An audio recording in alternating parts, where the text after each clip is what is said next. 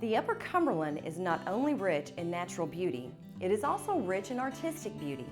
There are many seasoned artists throughout our region, as well as many artists working to perfect their craft.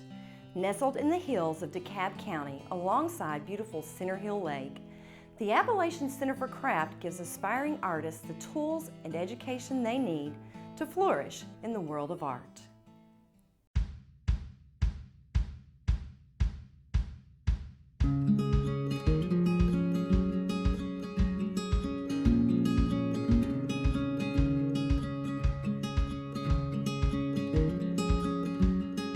I think it's like the best kept secret in Tennessee, and that's not something I'm proud of. I assume that they need to come and see the school. You know, I didn't know about it.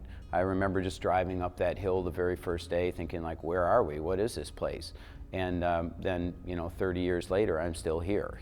And when I first came up the hill, I didn't plan on staying for more than a year. But it's infectious.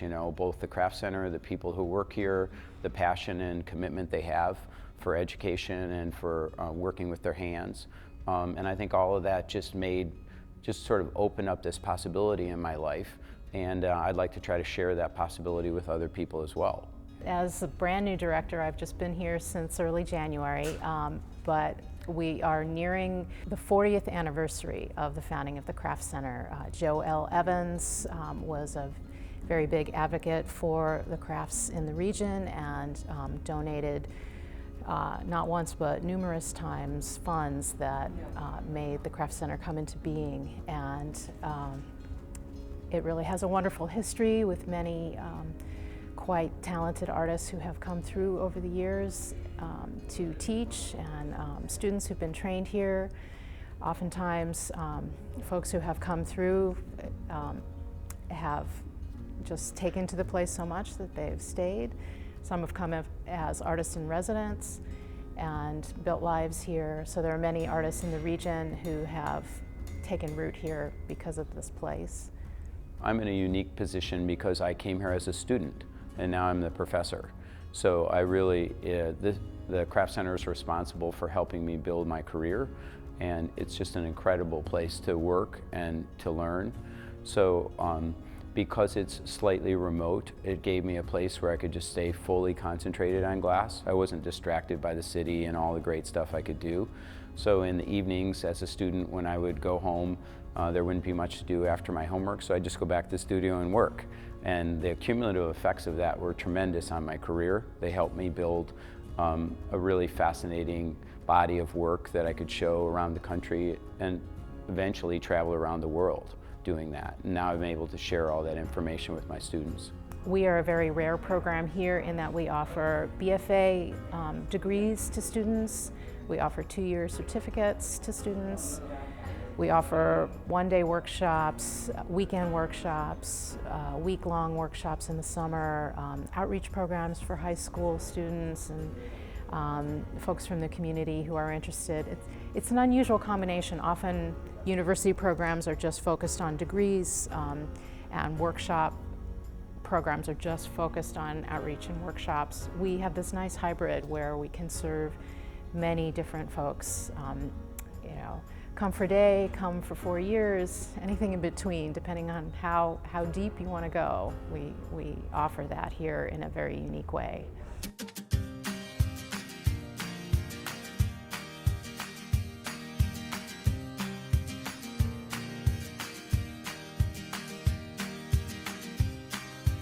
Glass to me is a really fascinating material. I think we're just beginning to scratch the surface of its capacity, both in terms of its technology. If you look at the effects of glass in our world right now, it's just overwhelming. We couldn't be on the computers, working the cell phones without the use of fiber optic cable. But my relationship with glass is more artistic.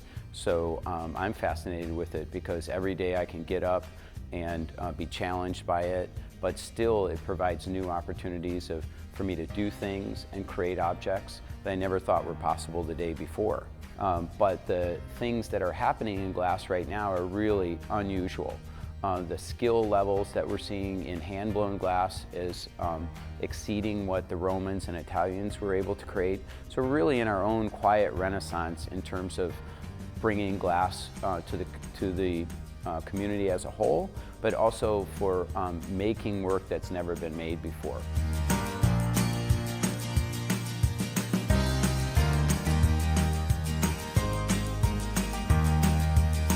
We offer so many things here to so many different sorts of people with a wide variety of interests. So someone interested in a beautiful place to hike and explore can come here. We have hiking trails overlooking Center Hill Lake.